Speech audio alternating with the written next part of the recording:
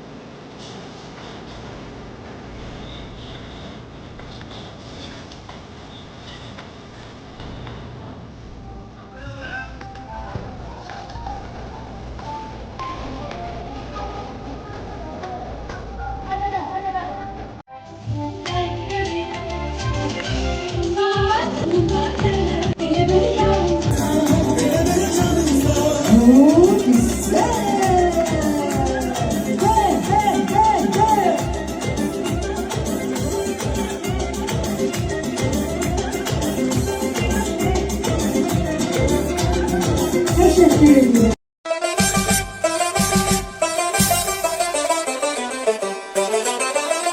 Məndə yaxşı vaxt ola, bugün axşam vaxt ola, çiçək taxıb yaxana, əllərim xoşbaxt ola, qurbanım gözü qaşına, deyiləm özü başına, mən çox danışıram ki, gəlim sənin xoşuna. Buradan sizin qapıya tək elçilərim düzülər, toya kimi sən küsməsən toydan sonra düzələr. Buradan